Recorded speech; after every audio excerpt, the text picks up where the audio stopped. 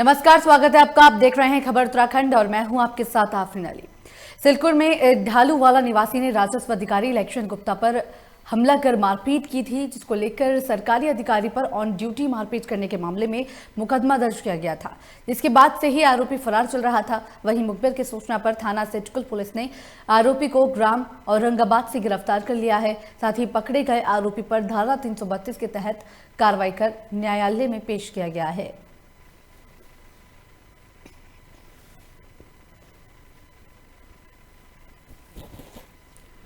तो आपको बता दें कि राजस्व उप निरीक्षक के साथ मारपीट करने के बाद यह आरोपी लगातार फरार चल रहा था, जिसको लेकर सिडकुल पुलिस ने बड़ी सफलता हासिल करते हुए मुखबिर की सूचना पर आरोपी को गिरफ्तार कर लिया है। साथ ही धारा 332 के तहत आरोपी को न्यायालय में पेश किया गया है।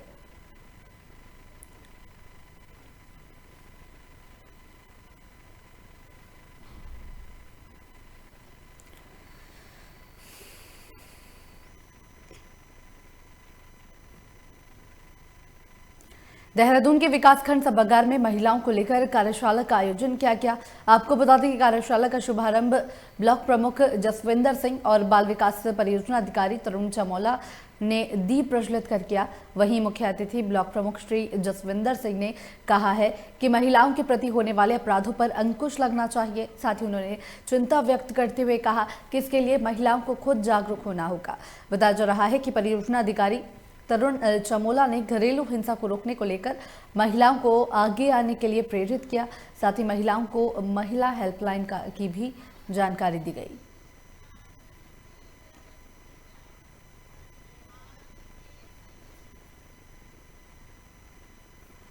में जहाँ तक भी डोमेस्टिक वायलेंस या दूसरे और भी चाइल्ड के संबंधी जो हमारे यहाँ हिंसाएं होती हैं, उसकी जानकारी इस तरह के आप कार्यशाला जो प्रोग्राम चलते हैं उनके जरिए अवेयरनेस करने के लिए प्रोग्राम इस तरह के ऑर्गेनाइज किए जाते हैं सरकारों के द्वारा, और इससे अपने तरीके अधिकारों का जानने का और इनको अपने अधिकार फंडामेंटल्स राइट्स का पूरा अधिकार भारत में दिया गया है।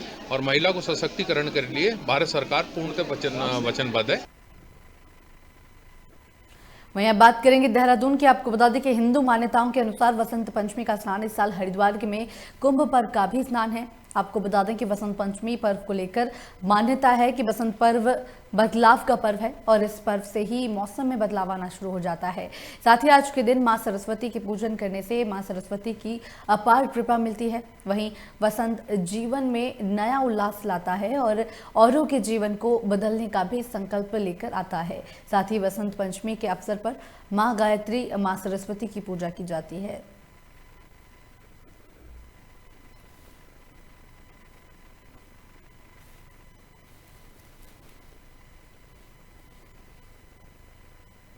माँ गंगा से मैंने माना कि मेरा परिवार सुखी रहे। यहाँ वसंत पंचमी के त्यौहार पे आज का नहान सबसे शुभ माना जाता है और आज का नहान के लिए मैं ईश्वर को धन्यवाद देता हूँ जो मैं यहाँ तक आज पहुँच पाया। जैसे कि कोरोना काल में यहाँ पे भी फिर भी काफ़ी अच्छी भीड़ है, अभी लोग श्रद्धा में अभी भी विश्वास रखते हैं। माँ गंगा सबकी कामना करे, ऐसा मेरा सबसे। वहीं ठारना मोटर मार्ग पर सिंचाई विभाग की तरफ से बनाई गई सड़क के बीच बनी बिजली के पोल की वजह से लोग आए दिन घायल होते रहते हैं। आपको बता दें कि स्थानीय लोगों की तरफ से कई बार बिजली के पोल हटाने की मांग भी की गई है, बावजूद इसके अभी तक कोई कार्रवाई नहीं की गई। वहीं इस दौरान कांग्रेस ब्लॉक अध्यक्ष मोहित नेगी ने कहा कि एक तरफ तो विकास हो रहा है, पर दूसरी तरफ सड़कों के बीचों बीच खड़े पोल आए दिन हादसों को न्योता दे रहे हैं, जिसकी वजह से राहगीरों को भी भारी परेशानियों का सामना करना पड़ता है।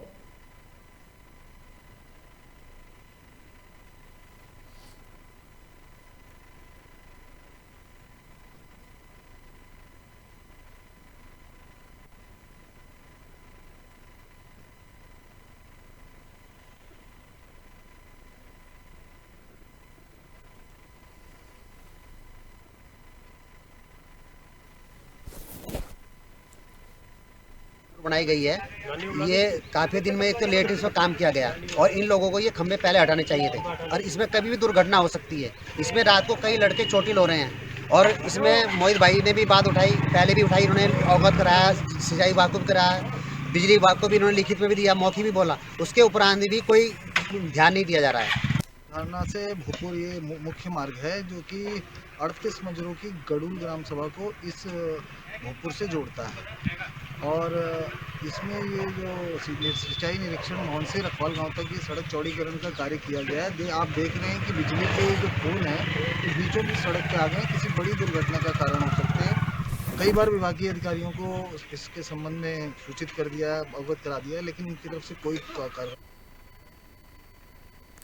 वहीं हल्द्वानी में इन दिनों वाहनों के चालान को छुड़वाने के लिए फरियादियों की इस सरकारी दफ्तरों के चक्कर काटने पड़ रहे हैं।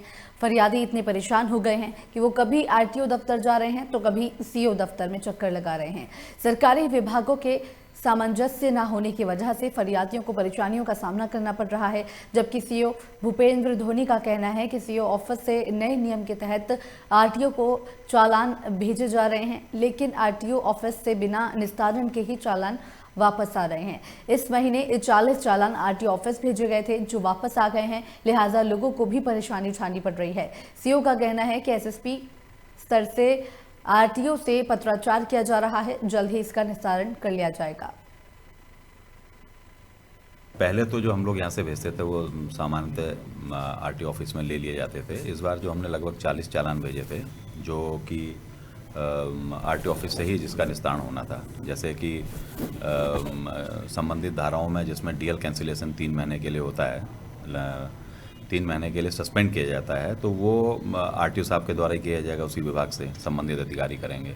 वो भेजे गए थे लगभग 40। तो वहाँ से जो है जिनके द्वारा भेजे थे उन्होंने एक लिखित में हमें रिपोर्ट दी है कि वो लेने से मना कर दिया, और उसमें कहा गया है कि आरटीओ साहब ने निर्देशित किया है कि ये जो है ऑनलाइन चालान ही लिए जाएंगे, बाकी चालान नहीं लिए जाएंगे।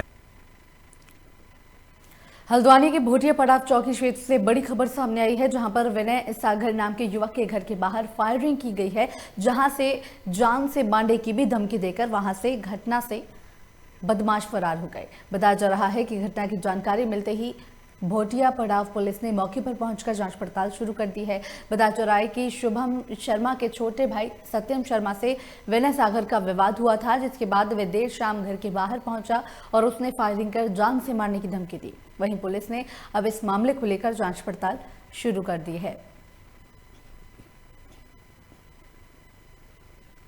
शाम को मैं अपने घर में था, मेरी सत्यम शर्मा से, शुभम शर्मा के छोटे भाई सत्यम शर्मा से बहस हुई थी। ऐसी मैंने उसे बाद में सॉरी बोला, लेकिन उसका बड़ा भाई मेरे घर के बाहर आके मेरे घर में फायर मार के गया। उसके कैमरे में उसकी रिकॉर्डिंग आ रखी है, और घर में माँ बहन की सबको गाली देके गया, मेरे को जान से मारने की धमकी देकर गया है। मेरे छोटे भाई के बगल से फायरिंग निकल के गई है, वो थोड़ा थोड़ा बताया, मारने की जानलेवा हमला करके गया। ये क्या नाम, भोटिया पड़ाव चौकी में तहरीर दे रही है, रिपोर्ट FIR दर्ज करा दी है शाम को। और ज्यादा जानकारी के लिए हल्द्वानी से हमारे संवाददाता मुन्ना अंसारी हमारे साथ फोन लाइन पर जुड़ गए हैं। मुन्ना अंसारी, एक युवक के घर के बाहर फायरिंग की गई है, जान से मारने की धमकी दी गई है, तो पुलिस ने क्या कुछ कार्रवाई की है इस मामले को लेकर? यहाँ बताना चाहेंगे, युवक के जो घर के आगे फायरिंग की गई है उसको लेकर पूरी तरीके से उसने जो है भोटिया पड़ाव चौकी जो है उसने तहरीर दी है और उसने कार्रवाई की मांग की है, जिसके बाद पुलिस ने तहरीर लेते हुए साफ तौर पे उन्होंने जांच के बाद ही तुरंत मुकदमा दर्ज करने के लिए आश्वासन दिया है। और पुलिस इस मामले में पूरे जांच छानबीन कर रही है, क्योंकि इसमें किसी की भी संलिप्तता अगर पाई जाती है तो उसके खिलाफ पुलिस का कहना है कि उसके खिलाफ कठोर कार्रवाई की जाएगी। जी, जिस व्यक्ति ने यहाँ पर फायरिंग की थी उसको लेकर कोई जानकारी पुलिस के पास, क्या कुछ उसके खिलाफ कार्रवाई की गई अभी तक पुलिस की तरफ से? जी हाँ, बताना चाहेंगे कि आपसी विवाद हुआ था, दोनों लोग परिचित थे, और जिसके बाद दोनों का विवाद हुआ था, और जो युवक है जिसके ऊपर फायरिंग की गई थी तो उसने माफी भी मांग ली थी। उसका कहना है कि मैंने माफी मांग ली थी, उसके बावजूद भी उसने पता नहीं शराब के नशे में या फिर किस तरीके से उनने आके ये घटना को अंजाम दिया। वहीं पुलिस का ये कहना है कि इसमें जांच करने के बाद तुरंत इसमें बिल्कुल मुकदमा दर्ज कर लिया जाएगा। इसमें छानबीन में पुलिस पूरी तरीके से लगी है, आसपास में जो CCTV की फुटेज है उसको खंगाला जा रहा है। जी चलिए, बहुत बहुत शुक्रिया तमाम जानकारी के लिए।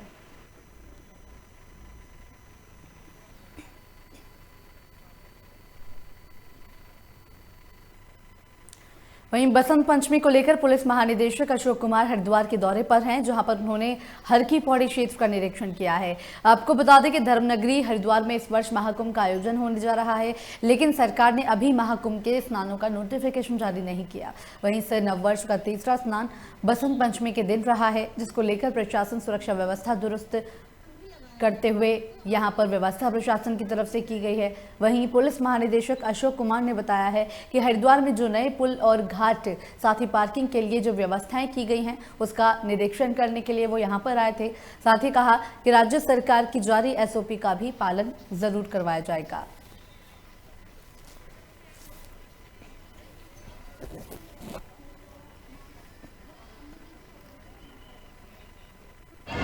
देखिए, आज तो मैं इसलिए आया हूँ कि जो हमारे कुंभ स्नान के लिए जो नए घाट बने हैं, नए ब्रिज बने हैं, नई पार्किंग्स बनी हैं, उनको मैं जायज़ा लेने आया हूँ, क्योंकि 12 से 14 अप्रैल के लिए जो व्यवस्था है उसमें उनकी प्रमुख भूमिका रहेगी। वही SOP की बात, जो भी राज्य सरकार की SOP है उसका पालन कराया जाएगा, यही मैं बोल सकता हूँ। हरिद्वार के ब्रह्मपुरी रावली में 11 फरवरी को 2021 को घर के बाहर से खेलते हुए 12 साल का बच्चा अचानक से गायब हो गया था, जिसे परिवार बच्चे की तलाश में जुट गए थे। साथ ही मामले की जानकारी जब पुलिस को दी गई तो बताया जा रहा है कि जानकारी पाकर पुलिस ने मुकदमा दर्ज किया, साथ ही तलाशी अभियान पुलिस की तरफ से शुरू कर दिया गया। दरअसल बच्चा 11 फरवरी को गायब हुआ था, जिसके बाद से पुलिस लगातार बच्चे की तलाश कर रही है, लेकिन पुलिस को अभी तक कोई सफलता नहीं हासिल हुई है। शाम 4 बजे से लापता है। ये घर पे ही था, 3 बजे करीब घर पे ही था और 4 बजे के लगभग गायब हुआ। गुड़िया भी घर पे थी, उसने बोला ट्यूशन के लिए कि ट्यूशन चलना, उसने कहा कल ट्यूशन जाएंगे, आज मैं नहीं जाऊंगा। वो ट्यूशन चली गई। उसके बाद बच्चा घर से निकला, कैसे निकला, कौन ले गया, अभी तक को सुराग नहीं मिल पाया। और फिर मैंने उसमें मुकदमा भी करा रखा है, SO साहब से बात हो रखी है। IUS में नेगी जी बने हुए हैं, मनीष नेगी जी, तो वो भी कैमरे कंगाल ले। प्रशासन थोड़ा मदद तो कर रही है, लेकिन यह अभी जैसे हरकत आनी चाहिए प्रशासन की, उस हरकत की नहीं नजर आ रही है। वहीं उधम सिंह नगर जिले के तहसील खटीमा में नगर के बीचों बीच बहने वाला ऐंठा नाले की सफाई न होने से स्थानीय लोगों को परेशानियों का सामना करना पड़ रहा है। वहीं नाले के किनारे बसे लोगों ने बताया है कि ऐंठा नाले की सफाई न होने के कारण फैले इस गंदगी से महामारी फैलने की आशंका है। साथ ही प्रस्ताव को लेकर नगरपालिका पहुंची वार्ड की नामित सदस्य और बीजेपी नेता रेणु भंडारी ने बताया है कि नाले में अतिक्रमण का मलबा और गंदगी की सफाई को लेकर ठेका दिया जाना है, जल्द ही समस्या का निस्तारण किया जाएगा। यहाँ पर ये सफाई से तोड़ना तो जायज समझा सबने, और इसको सफाई करने का मतलब ठेका कौन लेगा। इतनी गंदगी से मक्खी मच्छर गर्मी के दिन आ रहे हैं, यहाँ पर बीमारी हो रही, कोरोना की जैसी बीमारियां चल रही है, उससे और भयानक बीमारी भी हो सकती है, हैजा मलेरिया। तो क्या मांग करते बच्चे रह रहे हैं प्रशासन से क्या मांग करती हैं? प्रशासन से मैं ये मांग करती हूँ कि क्या कहते हैं, यहाँ की जल्दी से जल्दी सफाई करी जाए। माननीय सभासदों के सुझाव, बहुमूल्य सुझाव और स्थानीय जनता की मांग को देखते हुए सर्वसम्मति से प्रस्ताव पारित किया गया कि इसका तुरंत ही नाले की सफाई और उसके आसपास जो अतिक्रमण का मलबा है उसको हटा करके जहां पर जल भराव हो रहा है वहां पर उसको पहले प्राथमिकता आधार पर भरवा दिया जाए। इस कार्य के लिए ठेका किया जाएगा और अतिशीघ्र हमारी निविदा इसमें निकल जाएगी सार्वजनिक रूप से। सर, आज मेरी पहली बोर्ड की बैठक थी। यहाँ पर मैंने प्रस्ताव रखा, यहाँ खटीमा में जल भराव की समस्या सबसे बड़ी समस्या है। जल भराव की समस्या के ऊपर मैंने टॉपिक रखा कि यहाँ की जल भराव की समस्या का निदान हो सके, तो इसलिए मैंने खखरा नाले और ऐठा नाले की सफाई के बारे में प्रस्ताव रखा कि ये नालों की सफाई हो जाए और इन नालों की और मिट्टी हर जगह जहाँ पर मिट्टी की ज़रूरत है, हर वार्डों में आवश्यकता अनुसार हर वार्डों में मिट्टी की आवश्यकता जहाँ जहाँ पर है वो मिट्टी वहाँ पर डल सके, ताकि नाले भी साफ हो सकें और मिट्टी भी काम आ सके। लक्सर में शुगर मिल कंपोस्ट के नाम पर चीनी बनाने के दौरान निकलने वाली मैली का जमकर निर्यात किया जा रहा है।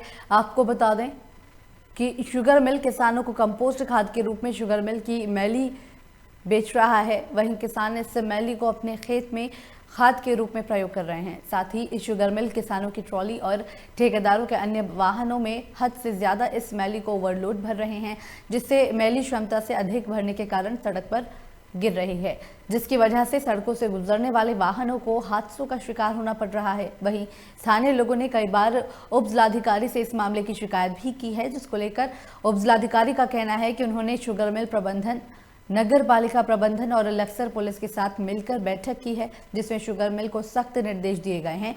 बावजूद इसके शिकायतें आ रही हैं। फिलहाल उप जिलाधिकारी ने शुगर मिल प्रबंधक के खिलाफ कार्रवाई की बात कही है। जहाँ से ये अपलोड हो रहा है, यानी कि शुगर मिल लक्सर, वहीं से इस पर नियंत्रण रखा जाए। और इसमें हमने महाप्रबंधक शुगर मिल को निर्देशित किया है कि वो अपने यहाँ से ही मैली को ओवरलोड होने से बचाए और ये सुनिश्चित करे कि किसी भी दशा में रोड में जो है ओवरलोड मैली का भरा हुआ वाहन कोई ही न निकले।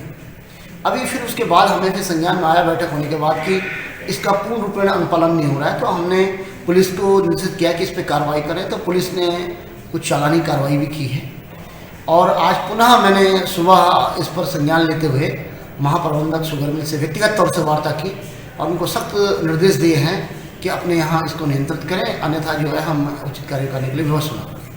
तो इस पर कार्रवाई चल रही है। पूरी उम्मीद है कि ये इस तरीके की जो छोटी मोटी समस्या है इसका निस्तारण कर लिया जाएगा। रामनगर में 2 अलग अलग सड़क दुर्घटनाओं में 4 लोगों की दर्दनाक मौत के बाद परिजनों में कोहराम मचा हुआ है। आपको बता दें कि घटना की सूचना पर मौके पर पहुंची पुलिस ने चारों शवों को कब्जे में लेकर पंचनामा भरने के बाद शव को पोस्टमार्टम के लिए भेज दिया है। वहीं जानकारी के अनुसार सोमवार की रात पिकअप वाहन अनियंत्रित होकर पलटते हुए 100 मीटर गहरी खाई में गिर गया, जिसके बाद सवार लोगों को बचाने का प्रयास किया गया, लेकिन वाहन चालक की मौके पर ही मौत हो चुकी थी, जबकि वाहन में व्यक्ति ने रास्ते में दम तोड़ दिया। साथ ही दूसरी घटना, बाइक सवार को अज्ञात वाहन ने टक्कर मार दी, जिसमें वे गंभीर रूप से घायल हो गए। वहीं घायल को उपचार के लिए सरकारी अस्पताल लाया गया, जहां चिकित्सकों ने उन्हें मृत घोषित कर दिया, जिसके बाद फिलहाल पुलिस मामले की जांच कर रही है।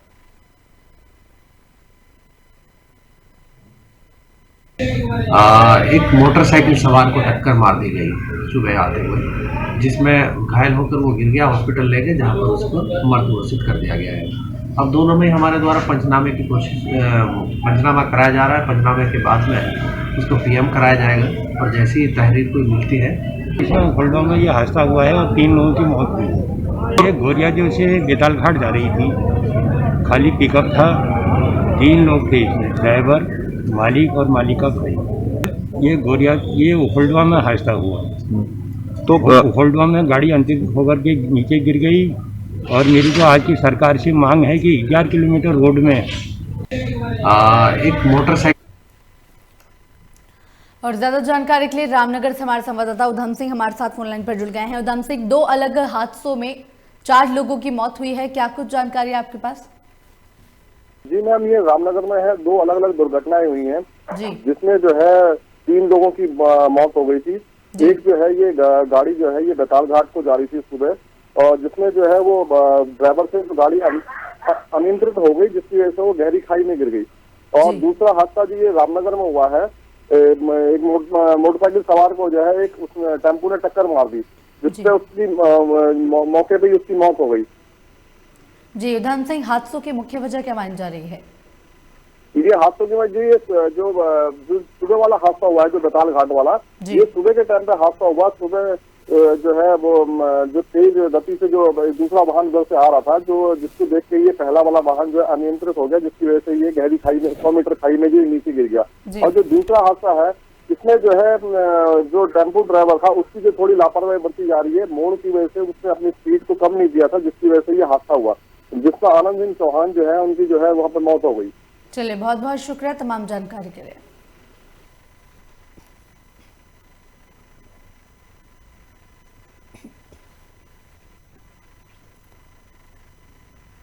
उत्तराखंड संस्कृति को दर्शाने में महत्वपूर्ण भूमिका निभाने वाली उत्तराखंड की देव डोलियों को कुंभ मेले में भव्य स्नान करवाया जाएगा। दरअसल उत्तराखंड कैबिनेट और हरिद्वार प्रभारी मंत्री सतपाल महाराज ने मेला अधिकारी और देव डोली समितियों के पदाधिकारियों के साथ बैठक कर मेला अधिकारी को निर्देशित किया है कि 150 के करीब देव डोलियां कुंभ मेले में शाही स्नान करने आएंगी।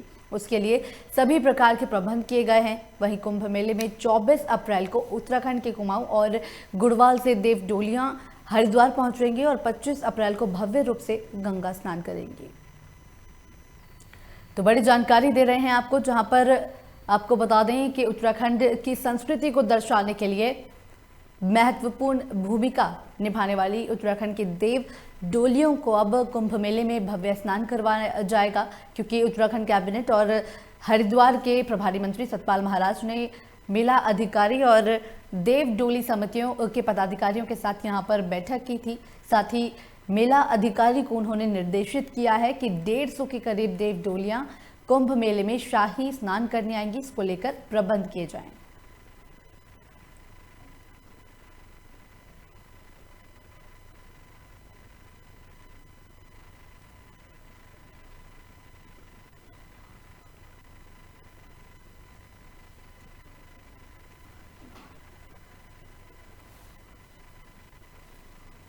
तो आपको बता दें कि उत्तराखंड की संस्कृति को दर्शाने में महत्वपूर्ण ये भूमिका निभाती हैं देव डोलियां, जिसको लेकर आपको बता दें कि महत्वपूर्ण फैसला कैबिनेट मंत्री सतपाल महाराज की तरफ से लिया गया है। उन्होंने आपको बता दें कि कहा है कि उत्तराखंड के देव डोलियों को कुंभ मेले में भव्य स्नान करवाया जाएगा। दरअसल उत्तराखंड कैबिनेट और हरिद्वार प्रभारी मंत्री सतपाल महाराज ने मेला अधिकारियों और साथ ही देव डोली समितियों के पदाधिकारियों के साथ यहां पर अहम बैठक की थी। साथ ही चर्चा की गई उनकी तरफ से, जिसमें उन्होंने मेला अधिकारियों को निर्देशित किया। कुंभ के मौके पर हमारी जो देव संस्कृति है, जिसके अंदर हमारी देवी देवता सम्मिलित हैं, ये सारे अपने जो इनके डोलियां होती हैं उनको लेकर के कुंभ में शरीक होंगे। और उसके लिए आज बैठक थी, जिसमें कि मेला अधिकारी को हमने बताया कि 150 करीब हमारे देवताओं की डोली इसमें सम्मिलित होंगी, उसके लिए प्रबंध करें।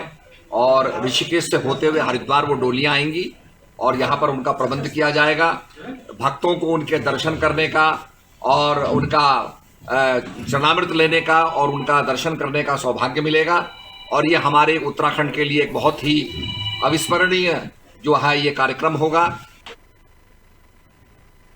वहीं हरिद्वार में इन दिनों महाकुंभ को लेकर उत्साह देखने को मिल रहा है, जिसको लेकर अधिकांश तैयारियां पूर्ण कर ली गई हैं। वहीं महाकुंभ में आने वाले यात्रियों को किसी तरह की समस्या का सामना न करना पड़े, इसके लिए मार्ग व्यवस्था को दुरुस्त किया गया है। आपको बता दें कि जाम लगने वाली जगहों पर फ्लाईओवर और बाईपास मार्गों का भी निर्माण कर यात्रा सुगम बनाने के लिए काम किया गया है। वहीं दिल्ली, मेरठ, मुजफ्फरनगर, हरियाणा, पंजाब जैसी जगहों से आने वाले यात्रियों को जाम की समस्या का सामना नहीं करना पड़ेगा। इसके लिए उत्तराखंड में प्रवेश करने के बाद यात्रियों को रुड़की आने की जरूरत नहीं पड़ेगी, बल्कि बाईपास मार्ग के जरिए वे सीधे हरिद्वार जा सकेंगे। तो सबसे पहले तो मैं यहाँ के स्थानीय लोगों को, NHAI की टीम को और जो हमारे जिला प्रशासन और कुंभ प्रशासन के अधिकारीगण हैं उनका बहुत बहुत आभार कि उन्होंने एक बहुत चिर प्रतीक्षित एक बाईपास को खोला और उसकी वजह से जो है यात्रा सुगम हो गई है। जहां तक बात है, हमारे पास 2 चैलेंजेज हैं पुलिस के लिए। एक तो एक SP ट्रैफिक होने के नाते मैं देख रहा हूं कई जगहों पर रॉन्ग साइड से गाड़ियां लोग चला रहे हैं, जिससे रोड एक्सीडेंट होने के चांसेस हैं। तो सबसे पहले तो मैं यहाँ के और अब बात रामनगर की करेंगे, जहां पर आम आदमी पार्टी ने अपना कुनबा बढ़ा लिया है, जिसमें युवा नेता मोहसिन खान, हरीश जोशी सहित दर्जनों लोगों ने आम आदमी पार्टी की सदस्यता ग्रहण की है। आपको बता दें कि प्रदेश उपाध्यक्ष शिवपाल सिंह रावत ने दिल्ली के विकास मॉडल की चर्चा करते हुए उत्तराखंड में भी उसी मॉडल को दोहराने की बात कही है, जिसमें लोग खुद अपने मन से पार्टी में जुड़ने के लिए तैयार हुए हैं। वहीं कार्यक्रम में मोहम्मद शाकिर, पूर्व छात्र संघ उपाध्यक्ष जुल्फिकार अली, नगमा बेबी, किरण नौगांव सहित कई लोग मौजूद थे, जिसमें 72 लोगों ने आम आदमी पार्टी की सदस्यता ग्रहण की। साथ ही भविष्य में पार्टी को मदद करने का भी आश्वासन दिया।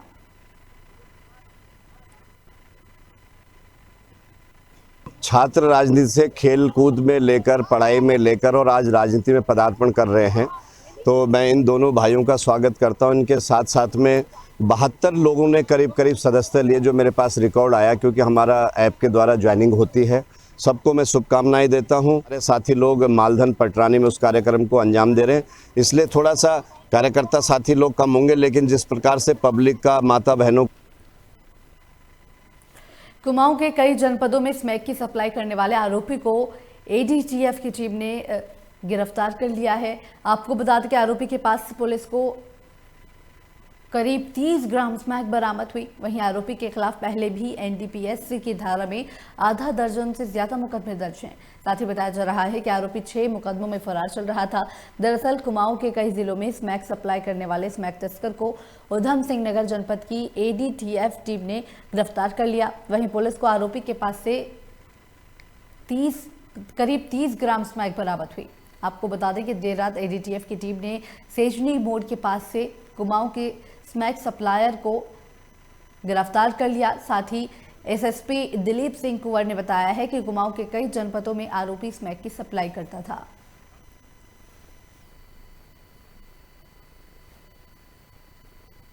हमारे यहाँ एडीटीएफ पहले था, उसका मैंने दोबारा रजिस्ट्रेशन उसका मैंने किया और उसी में एक मिशन के तहत हम लोग काम कर रहे हैं। तो इसी ऑपरेशन के तहत कल एक जो है सावेज खान करके हैं, किच्छा का रहने वाला है, इसको पकड़ा गया है। इसमें इसके पास से 30.45 ग्राम स्मैक बरामद किया गया है।